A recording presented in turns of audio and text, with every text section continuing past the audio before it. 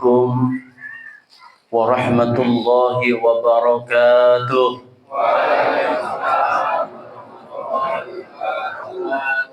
الحمد لله الفتاح العليم الذي جعلنا للمؤمنين وأنزل القرآن هدى للمتقين.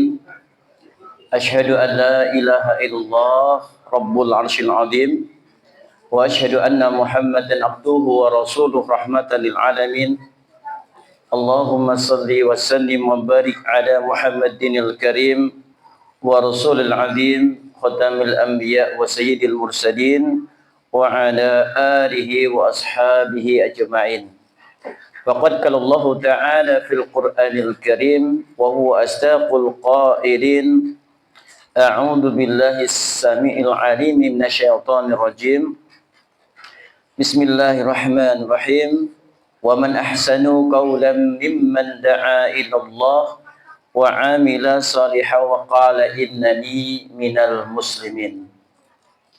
وقال النبي صلى الله عليه وسلم: إن الدنيا خلوة حذرة وإن الله مستخلفكم فيها فينظر كيف تعملون فاتقوا الدنيا واتقوا النساء فإن أول فتنة بني إسرائيل كانت في النساء أو كما قال رسول الله sallallahu alaihi wasallam.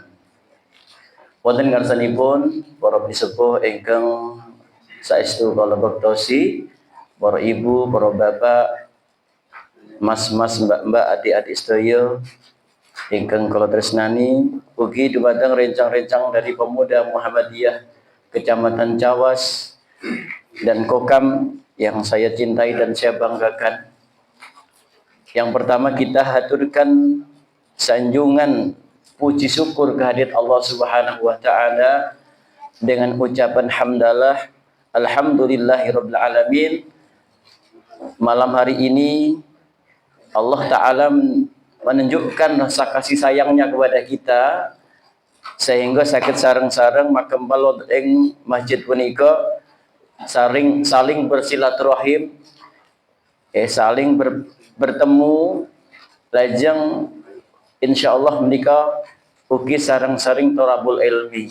Mugi-mugi mengke saged wonten ilmu ingkang saged kita pendet Bapak Ibu. Amin Allahumma amin. Bapak Ibu ingkang dipun rahmati Allah, dalam riyen nate sowan mriki mungkin kayaknya subuh berjamaah kalau tidak salah. Nggih Bu nggih. Terus kemutan. Terus mboten kenalan mulai nek pun kemutan. Lajeng ngisi buka puasa juga pernah di sini kayaknya. Bapak Ibu, alhamdulillah wonten dalu punika sowan malih silaturahmi malih bersama dengan teman-teman dari Pemuda Muhammadiyah yang kalau sampun dipun aturaken Ustaz Lukman, bagaimana visi dan misinya, bagaimana pergerakannya, bagaimana tujuannya.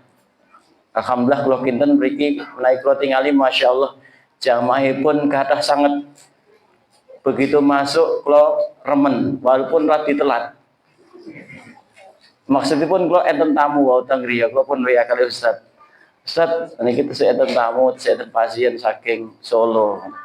Terus Bapak Ibu ingkang dipun rahmati Allah Subhanahu wa taala, kalau dipun request saking Ustaz Afan saking Takmir kepareng ngaturaken tema tentang kesehatan Islami, utawi kesehatan cara Nabi. Paten kula nggih cocok kalih bidang kula ngoten nggih. Nggih, terus Bapak Ibu teng griya dalem buka klinik kesehatan Tibun Nabawi yang diawali dulu saya iseng-iseng ikut kuliah herbal Tibun Nabawi, kemudian buka klinik di Solo.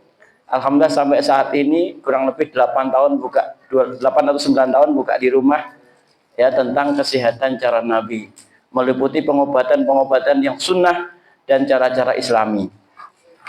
Bapak Ibu sekalian ingkang dipun rahmati Allah Subhanahu wa taala, ternyata konsep Tibun Nabawi punika termasuk dalam kajian ilmu-ilmu syar'i.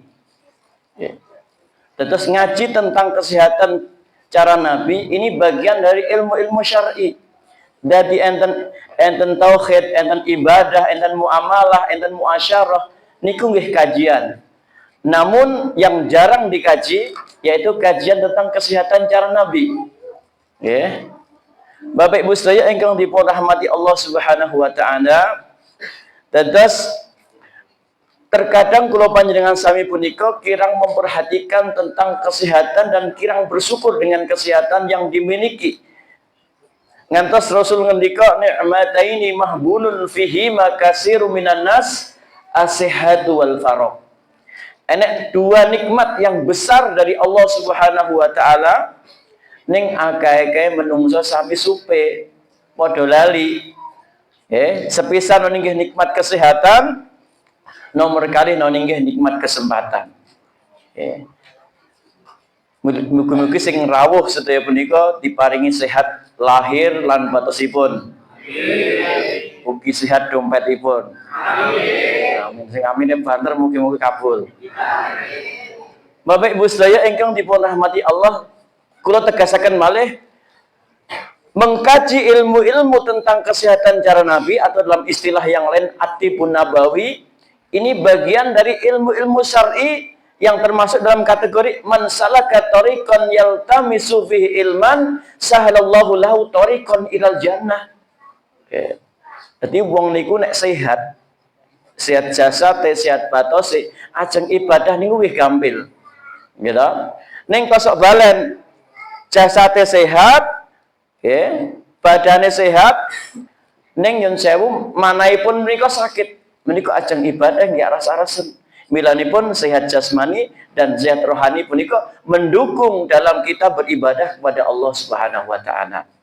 Bapak Ibu ingkang dipun rahmati Allah, tercatat dalam sejarah manusia terbaik dalam kesehatan yaitu baginda Nabi Shallallahu alaihi wasallam hingga umur beliau kurang lebih 63 tahun atau dalam riwayat 62 tahun, riwayat yang lain, Rasul jarang sakit. Sahabat juga begitu. Lajeng diteliti dening ilmuwan, ada apa kok Rasul sampai jarang sakit, gitu kan? Bahkan dulu seorang kaisar dari Maukukis mengutus seorang tabib, seorang dokter ke Madinah. Diutus buka klinik di Madinah. Dalam riwayat itu sebutkan 2 tahun di Madinah nggak ada satu pasien pun yang sakit. Kira-kira Bapak Ibu nek buka klinik kok selama semonten tahun buat ternyata pasien itu bangkrut napa gugur niki. Ora nek wong mampir ya iki ngoten. Tutup nggih Bu nggih. Alhamdulillah nek klinik gen kula rame Bu. Nggih.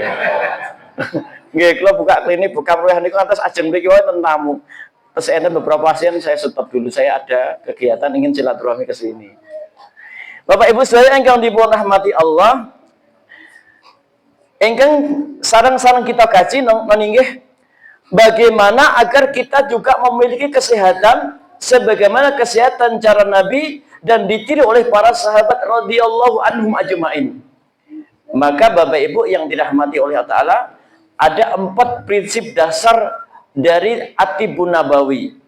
Jadi wonten sekawan perkawis sing mendasar, sing sekawan perkawis punika dadi landasan kesehatan kados dene ingkang dipun contohaken dening Kanjeng Nabi. Napa ingkang sepisan? Nggih al-wiqayatu minal amrad. Yaitu mencegah datangnya penyakit. Jadi nek sakit Bapak Ibu, penyakit menika dicegah riyin. Gitu. Ojo sakit akeh berobat, maka dicegah riyin. Gitu. Nek sakit akeh berobat, niki kadang-kadang nyun sewu kados kebiasaan kita pada umumnya gitu. Dengan cara apa? Insya Allah nanti akan jelaskan. Kemudian yang kedua, aklut ta'amul halal. Prinsip yang kedua, memakan makanan yang halal. Mau dicegah riyen penyakitnya, dahar-daharan ingkang halal dan thayyib. Lajeng sing nomor sekawan, man ut'amil haram, meninggalkan makanan yang haram. Insya Allah mungkin kalau jelaskan sedaya satu persatu. Sing nomor sekawan nggih at-tib atau tibu nabawi, baru melakukan pengobatan cara Nabi, dan apa saja yang termasuk dalam pengobatan cara Nabi Ya insya Allah nanti kita akan sama-sama simak Bapak Ibu semua yang dirahmati oleh Allah Ta'ala. Bapak Ibu yang dirahmati oleh Allah Ta'ala, yang pertama yaitu al-wiqayatu minal amrod, mencegah datangnya penyakit. Bagaimana caranya Bapak Ibu yang dirahmati oleh Allah Ta'ala? Ya, kita dalam kitab At-Tibbun Nabawi disebutkan yang pertama melakukan olahraga yang teratur dan berkualitas. Jadi ada olahraga yang memang disunahkan. Di antaranya berenang. Enten sing mau sakit berenang? Kayak batu. Kalau kancani nek kayak batu ngoten. Kalau nggih sakit berenang ngangge ban niku. Nah ternyata niku olahraga sunnah, Bu. Oke. Ya. Kemudian yang kedua memanah. Ya, bapak-bapak sakit memanah, Pak? Pinter. Ya. Oh, dan kemudian yang ketiga yaitu berkuda. Ya. Berkuda. Kemudian yang berikutnya itu berlari. Ini olahraga sunnah. Bapak Ibu semua, saudaraku yang dirahmati oleh Ta'ala, sekarang apa manfaat berenang? Yang pertama, ternyata dengan berenang ini dapat menormalkan kerja paru-paru. Menormalkan kerja paru-paru. Yang kedua, memperbaiki pembuluh darah, sistem pembuluh darah. Sing tersendat-sendat, sing gampang keringin. Silo titik ngerti-ngerti ngatek kayak sikile ilang ngoten ya. Sikile nyanti ngoten niku. Kemudian mencegah serangan jantung koroner dengan berenang. Kemudian menyembuhkan penyakit jiwa ringan atau stres. Coba berendam kalau pas stres, pas bingung banyak masalah, berendam di air gitu. Itu manfaat-manfaat berenang. Kemudian merendahkan kadar gula darah. Merendahkan kadar gula darah. Jadi kadar gula darah Bapak Ibu, kalau kita cermati ternyata ini yang kurang berfungsi adalah pankreasnya. Ya, kesalahannya kenapa sekarang banyak orang yang kadar gula darahnya tinggi? Ternyata Bapak Ibu kesalahannya dia salah dalam pola makan. Ya, kesalahan dalam pola makan. Maka Bapak Ibu, penyakit ini muncul karena dia salah dalam pola makan yang pertama. Ya, pola makannya salah, nimbulkan penyakit. Maka dalam bahasa santri, kulu sayin kolu. Napa Ustaz? Napa mau dipun dahalan iki salah. Itu. Niku dalile santri nekat niku. Wow. Milon jamaah ingkang dipun rahmati Allah Subhanahu wa taala, Bapak Ibu sedaya, ya. Niki. Ya. Tentang pola makan itu. Kalau jelaskan mulai. Saat ini banyak orang yang kadar gula darahnya tinggi, ya. Ini ternyata yang kurang berfungsi adalah pankreasnya. Kenapa? Dia habis makan langsung tidur. Nah, tiling-tiling nih. Kata atas ini gula darahnya tinggi. Maka jangan dibiasakan. Sampun dahar langsung sari. Maka makan yang terbaik itu sebelum maghrib. Sebelum maghrib dahar besar. Kalau malam, niki makan ringan saja. Jenengan nek saniki menteliti Bu, penyakit niku wah banget. Padahal dokter, tabib, nopo tiang-tiang sing pinter-pinter ngobati nggih saya kathah. Ning penyakit niki saya kathah. Gitu. Zaman riyen mbah-mbah dhewe niku lara paling masuk angin. Batuk, pilek, rampung. Lah sakniki kok enten sing stroke, jantung. Nah niku to sakniki. Karena niku pola makan yang salah. Maka ini saya tekankan lagi, jangan dibiasakan sak sampunipun dahar langsung sare. Jangan habis makan langsung tidur. Jangan, minimal aktivitas yang mengeluarkan keringat kepeksone ngoten, dan jangan dirutinkan. Oke, pertemuan tanggal dalu baru makan bar niku sare. Nah niku. Nah, maka hati-hati. Ini bisa melemahkan kerja dalam pankreasnya. Kemudian yang kedua, memanah. Jadi, manfaat memanah ini yang pertama memperkuat otot tangan. Memperkuat otot tangan. Gadah panah mboten? Nah, pemuda nanti tumbas panah, memanah. Nah, itu. Komandani pun Mas Prabowo. Kalau gadah panah. Ini ngarang-ngarang dinggo. Yang penting duwe. Betul. Oh, pelintang ya. Kemudian yang kedua, memanah itu melatih konsentrasi. Melatih konsentrasi. Ya. Kemudian mempertajam pandangan mata dan melatih ketepatan. Kemudian yang nomor sekawan, memanah ini dapat menghilangkan kesedihan.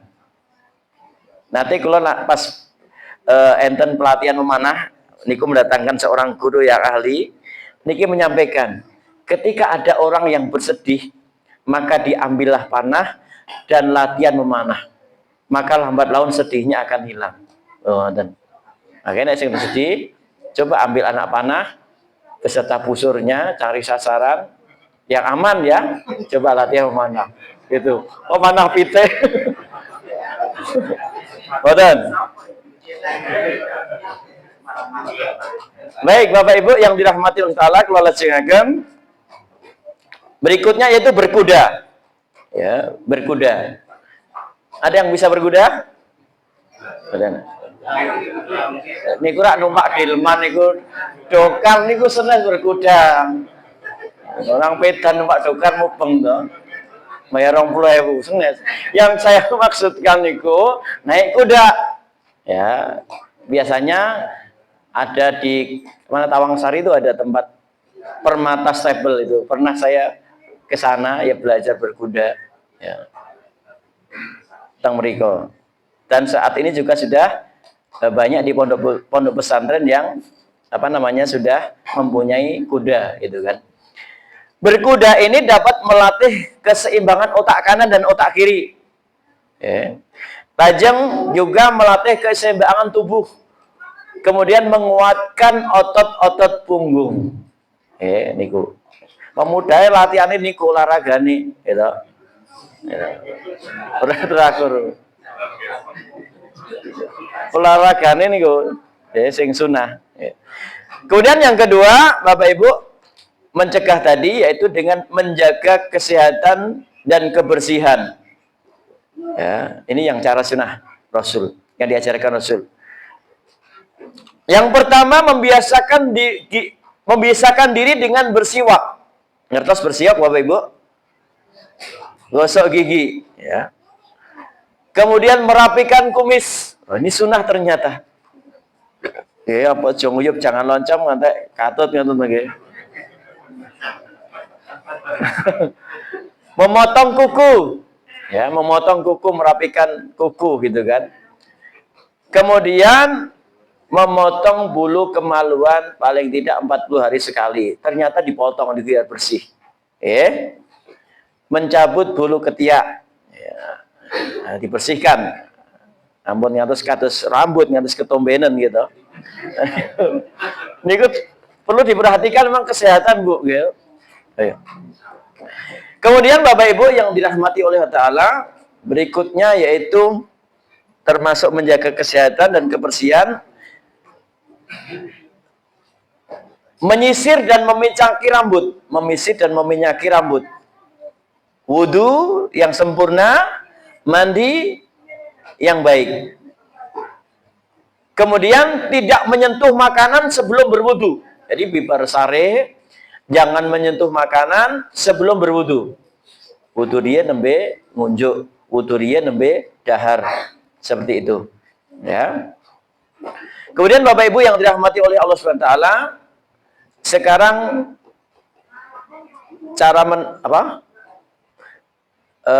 yang ketiga yaitu melaksanakan ibadah dengan baik dan khusyuk. Ya, melaksanakan ibadah dengan baik dan khusyuk. Menegakkan sholat 5 waktu, ya. utamakan berjamaah di masjid. Jadi senang sekali nih jamaahnya teng mriki Masjid Arafah mriki jamaahipun kathah. Gitu. Luar biasa, saya apresiasi adik-adik semua komplit jamaah yang atas penuh, gitu. Mugi-mugi tansah pinaringan istiqomah. Amin. Amin ya rabbal alamin. Kemudian berperilaku menjaga kehidupan sehari-hari sesuai dengan cara Nabi Muhammad Sallallahu Alaihi Wasallam. Contoh ajeng sare. Ajeng sare usahakan dalam keadaan bersuci, Bapak Ibu. Jenengan badhe sare ajeng tilem wudu rumiyin. Wudu rumiyin dalam keadaan bersuci. Dalam kitab Riyadhus Shalihin jilid 2, Rasul menyatukan kedua tangannya, membaca Al-Ikhlas, Al-Falaq, Anas, ditiupkan ke tangannya dan disapukan ke seluruh tubuhnya. Oh niku. Makanya adab-adab tidur dipakai. Kadang-kadang tidur depan TV ini saya hurep, wongnya pun turu. Pamitnya nonton TV, akhirnya ditonton TV. Lah pun tilem dia, niku. Makanya hati-hati. Dan yang kedua, Bapak Ibu, poin yang kedua dalam tipu nabawi yaitu aklut ta'amil halal, memakan halal dan thayyib. Jadi syarat makan itu halal dan thayyib. Maksudipun halal dan thayyib, paham dereng? Halal dan thayyib niku dari barang yang memang halal, thayyib itu bagus untuk tubuh. Halal belum tentu thayyib. Contohnya pripun? Nah niki. Cabe niku halal mboten? Cabe niku halal mboten? Cabe itu halal namun tidak thayyib bagi orang yang baru sakit perut. Ngoten niku lho. Ya akeh teng wingking terus kok konsumsinya sing pedes-pedes kan tidak bagus jadinya. Maka syarat makan halal dan thayyib. Kemudian makanan apa saja yang harus kita konsumsi? Jadi dalam kitab Tibu Nabawi dijelaskan yang pertama memang kita memperbanyak konsumsi kurma, zaitun, madu, zam-zam, kismis, susu, buah segar, habatus sauda, air putih, ikan segar dan lain-lain. Ini saya ringkas saja. Nanti karena ada materi yang penting nanti di akhir. Ya, tentang pengobatannya nanti akan kita bahas lebih lama. Kemudian yang ketiga, meninggalkan makanan yang haram dan beracun. Ya, meninggalkan makanan yang haram dan beracun. Contohnya daging babi, khamr, bangkai, darah, binatang bertaring, binatang yang hidup di dua alam. Napa niku? Nah, niku.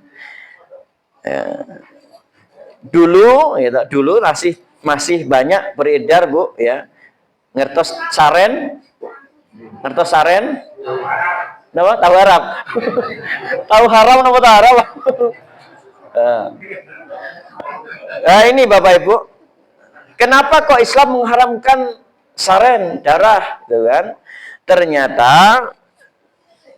dapat menyebabkan peradangan hati. Kemudian penularan kuman dan virus yang paling cepat itu lewat darah. Jadi hati-hati. Ampun dahar yang seperti itu. Kemudian sekarang kenapa Islam mengharamkan daging babi? Yang pertama mengandung cacing pita. Daging babi mengandung cacing rambut. Dapat menyebabkan pengerasan pembuluh darah. Ya, seperti itu. Ngeri toh nggih? Ya, nyeri sendi dan dapat menyebabkan kudis. Nah, ini sekarang saya akan membahas tentang bagaimana cara pengobatannya. Nah, Bapak Ibu yang dirahmati oleh Allah SWT, yang keempat baru melakukan pengobatan dengan pengobatan yang dicontohkan cara Nabi. Apa saja yang dicontohkan oleh Rasulullah? Yang pertama itu al-hijamah. Al-hijamah niku napa? Bekam, berbekam. Ya. Rasul bersabda, "Abdalu ma tatawaitum bil hijamah." Sebaik-baik pengobatan yang kalian lakukan adalah berbekam. Dalam hadis yang hasan, artinya kedudukan hadisnya bagus. Ketika Rasulullah Shallallahu Alaihi Wasallam Isra Mi'raj bertemu dengan malaikat-malaikat dan malaikat berpesan, Artinya tidak satu pun malaikat yang ketemu Nabi kecuali berpesan, ya Muhammad, murru umatakum bil hijamah. Ya Muhammad, perintahkan umatmu untuk berbekam. Sudah pernah berbekam Bapak Ibu? Ya. Yang belum ada? Berbekam itu membuang darah kotor, Bu. Ya, membuang darah kotor dalam tubuh. Ya. Kemudian yang kedua yaitu istiqa, atau bahasa lainnya itu gurah. Kalau kita pas wudhu itu juga termasuk bagian dari gurah. Contohnya menghirup air ke hidung yang dalam, kemudian dibuang.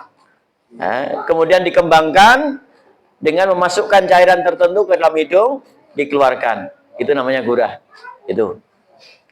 Kemudian yang ketiga, Bapak Ibu, pengobatan yang disyariatkan yaitu dengan ruqyah syar'iyah. Ar-ruqa, ya. Dengan ruqyah yang disyariatkan. Baik Bapak Ibu yang dirahmati oleh Allah Ta'ala, insya Allah sedikit saya akan bahas tentang ruqyah syar'iyah. Apa itu ruqyah syar'iyah? Ruqyah syar'iyah adalah ruqyah yang disyariatkan. Sumbernya jelas dari Quran dan Sunnah, ya. Kemudian bacanya juga jelas. Itulah yang namanya ruqyah syar'iyah. Kemudian apa yang mendasari ruqyah syar'iyah?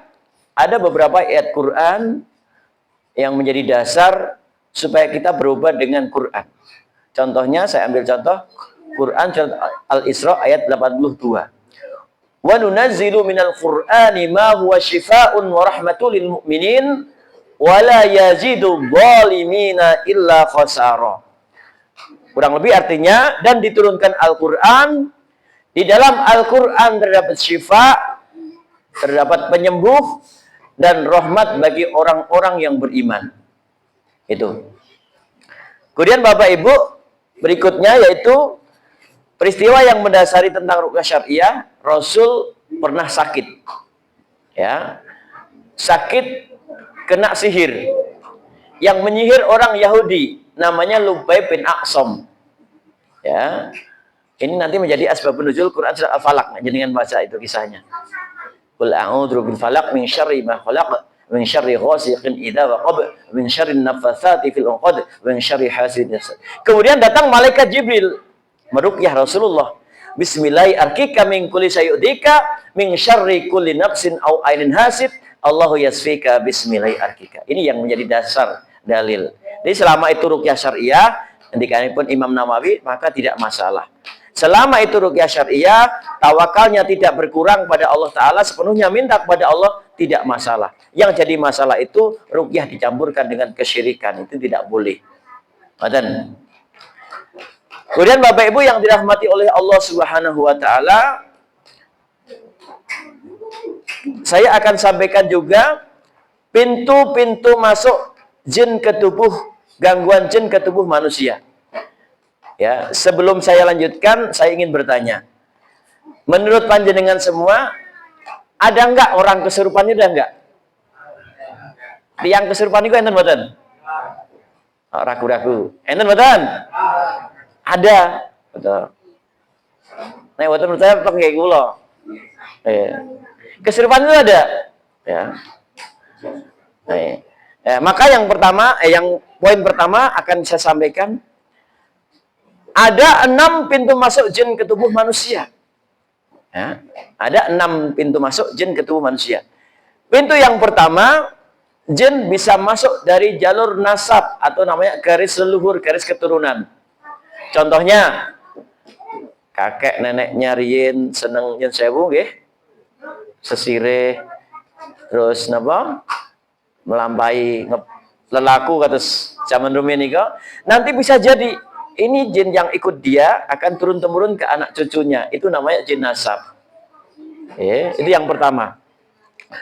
Kemudian pintu masuk yang kedua, benda-benda pusaka yang diwariskan.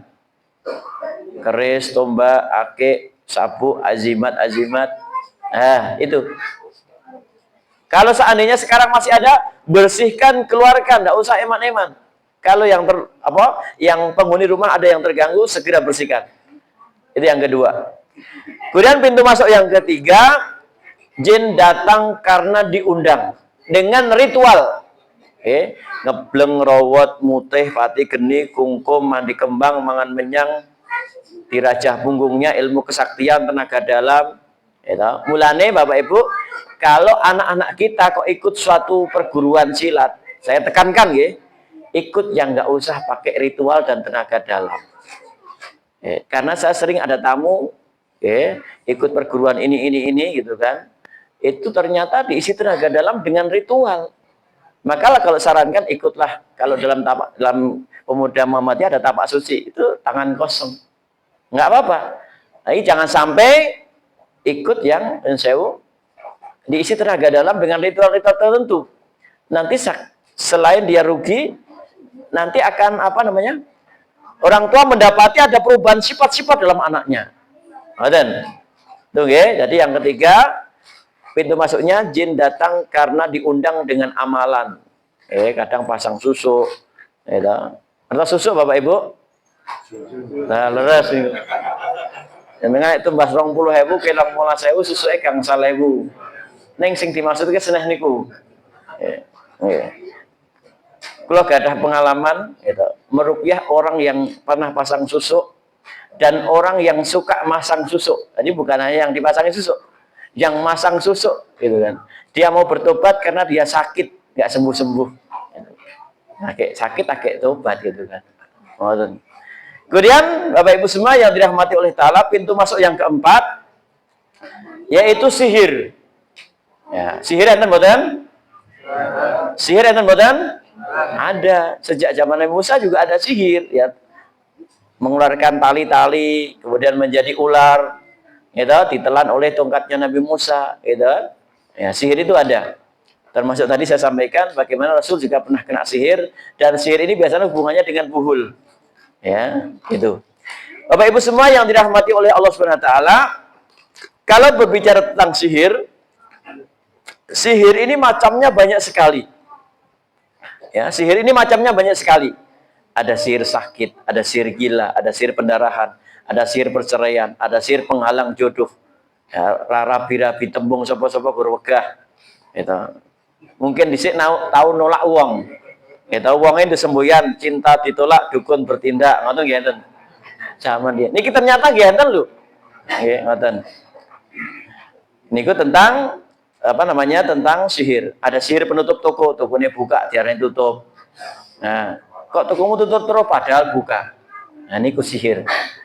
Kemudian ada pengalaman saya juga. Ada 2 perkara yang biasanya dipakai dukun untuk menyihir. Ini dari pengalaman saya sendiri. Tokonya buka, diarani tutup itu biasanya dukun menggunakan 2 media. Media yang pertama dia memakai tanah kuburan yang dimantra-mantrai kemudian disebarkan. Ini yang ngomong dukunnya sendiri yang bertobat. Jadi saya pernah meruqyah dukun yang bertobat. Nah, dia menceritakan seperti itu. Kemudian yang kedua, dengan air bekas pemandian mayat. Niki kula mboten ngajari nggih. Niki tingkat kejelekannya tuh sampai seperti itu. Itu. Siramke di mantra-mantrai. Namun sensewu seperti itulah tingkat kesyirikan dan berdosa besar. Seperti itu. Kemudian Bapak Ibu yang dirahmati oleh Allah Ta'ala, yang kelima. Yang 5. Pintu masuknya jin yang kelima, ketika seorang tauhidnya lemah. Hubungan kepada Allah lemah, ibadahnya lemah. Kalau ibadahnya lemah ini tegese salatnya bolong-bolong, berling, nek kober karo nek eling. Nek eling ora kober, nek kober ora eling, ngoten to. Artinya bolong. Lho kan enten pasien salate pripun? Nggih bolong-bolong. Bolong-bolong niku jarang lho. Nek bedah niku blas kula ngoten. Niku bedah jenenge kula ngoten. Nggih, jebul. Niku. Bapak Ibu ingkang dirahmati Allah Subhanahu wa taala, kemudian pintu masuk yang ke-6. Pintu masuk jin yang ke-6 yaitu ketika seseorang itu meninggalkan adab dan etika. Contohnya mohon maaf, buang air panas sembarang tempat. Nggak boleh. Kencing sembarang tempat. Buang air kecil sembarang tempat nggak boleh. Makan dengan tangan kiri. Hati-hati. Kadang-kadang cow mawon niki nyekel napa niku wau? Gorengan apa bakwan niku wau? Nah, tangan asla ingkang tengen nyekel gorengan, asla ingkang kiwa nyekel napa? Nah, niku kan kados biasa to nggih? Nggih, niku ngunjuk barang katen-katen santai mawon. Niki ngunjuk nggih tangan kiri. Yen sewu Bapak Ibu dipun emut-emut, jangan sampai melakukan aktivitas makan maupun minum maupun yen sewu dahar cabe dengan tangan kiri. Nek urung terbiasa sikil dilinggohi mawon tangane dilinggo sikil ngeten iki. Kadang-kadang nek terbiasa pengine gurung ngeten mawon pengen cepet tok niku. Nggih niku. Ada sebuah kisah ketika kita mengadakan ruqyah massal, tim kami gitu kan, Bu. Ada teman-teman kami kan kita komunitas ruqyah massal di satu pondok pesantren di daerah Ngawi. Niku ada santri sudah hafal Quran 30 juz. Pun 30 juz kan pun mentok toh nggih. Niku kok sakit kesurupan. Nah, makanya ketika di ruqyah jinnya mengatakan, "Saya sudah selama sekali ingin mengganggu anak ini namun saya nggak bisa-bisa. Lewat pintu mana saya nggak bisa." Suatu ketika anak ini lupa makan dengan tangan kiri. Maka saya gunakan pintu itu masuk untuk mengganggunya. Loh, seperti itu. Jelas Bapak Ibu nggih? Sepakat sedaya? Dahar ampun ngagem asta ingkang kiwa kiri. Amargi nek dahar ngunjuk ngagem asta kiri punika caranipun sinten? Sinten, Pak? Nggih. Nggih. Nggih niki pancen kudu ditekankan ngoten kajenge napa kemutan. Soalnya gampang lali. Lawang kula Bu, nggih. Sing kula ngelus dodo Pak nggih. Kula kan kerep mbeto jamaah umroh niku. Teng Madinah, teng Mekah niku, teng hotel niku biasa mawon niku, Dok. Maam tangan kiwa niku. Padahal saat durunge mangkat pun kula briefing. Lali niku mau kebiasaan niku kok. Nggih to? Mungkin nek tekan griya jenengan kok kelingan. Mas istighfar, nggih ampun dipun baleni. Niku ayo go sepele to nggih. Ya niku. Lajeng Bapak Ibu ingkang dipun rahmati Allah taala, yang terakhir nanti ada tanya jawab. Ciri-ciri orang yang terindikasi gangguan jin di dalam tubuhnya. Jadi dalam Islam, dalam ruqyah yang syar'i, maka tidak dibenarkan adanya penerawangan. Jadi tidak boleh manusia kok bisa melihat jin itu menyalahi Quran. Al-A'raf ayat 27, innahu yarakum huwa wa qabiluhu min haitsu la tarawnahum. Jadi jelas di situ. Di dalam kedudukannya jin dan teman-temannya bisa melihat manusia dan manusia tidak bisa melihat jin. Sing rawuh niki enten sing saged ningali jin. Nek kathok jin ngertos nggih. Maka Bu, dalam ruqyah syariah, maka saya tekankan tidak ada penerawangan, tidak ada yang bisa melihat jin. Nek melihat jin dengan macam-macam segera tinggalkan, bisa jadi itu tidak syar'i pengobatannya. Dan Bapak Ibu sedaya ingkang dipun rahmati Allah Subhanahu wa taala, lajeng kalau mau nyampaikan ciri-ciri orang yang terindikasi gangguan jin. Yang pertama, coba dicek ciri-ciri ketika tidur. Sering mimpi buruk. Tindihan. Sering mimpi buruk, tindihan, bermimpi dengan bertemu dengan makhluk-makhluk yang menyeramkan. Bertemu dengan orang-orang yang sudah meninggal dan berkali-kali ketemu itu. Itu ciri-ciri gangguan. Seperti jatuh dari tempat yang tinggi. Kemudian Bapak Ibu semua yang dirahmati Allah Ta'ala, ya. Cara yang kedua, ini saya pakai dua cara saja, setelah itu mungkin kalau ada yang mau bertanya silakan. Cara yang kedua, dengan metode tangan kita masing-masing. Ya, dibacakan di sini Al-Fatihah, ayat kursi, Al-Ikhlas, Falaq, Anas. Kalau hafal ayat dan sifat itu yang biasa apa? qatiluhum ya atau itu qatiluhum ya'dikumullahu bi'aidikum wa yukhzihim wa yansurkum 'alaihim wa yashfi sudura qaumin mu'minin. Itu kan taruh di tempat yang sakit, usap saja buang. Nah, seperti itu cara yang mudah. Baik, Bapak Ibu semua yang dirahmati oleh Allah, saudara semua, insya Allah sama seperti ini yang dapat saya sampaikan. Sebelum saya tutup, barangkali ada yang bertanya, kami persilahkan. Kalau ada yang bertanya, kami persilahkan. Kalau tidak, ya saya tutup. Enggak, itu sing tanggal udah.